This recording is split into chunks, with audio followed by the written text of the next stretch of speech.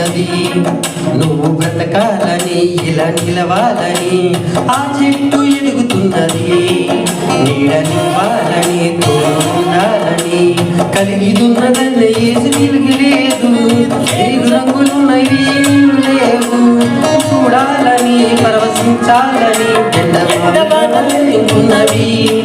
నీల పండాలని కడుపు నిండాలని కొండ కోన నిన్నున్నవి. ఉన్నాయని నిన్నున్నాయని పూలుగా ఉన్నాయి. ఉన్నాయని పదాలు ఈ నెలపై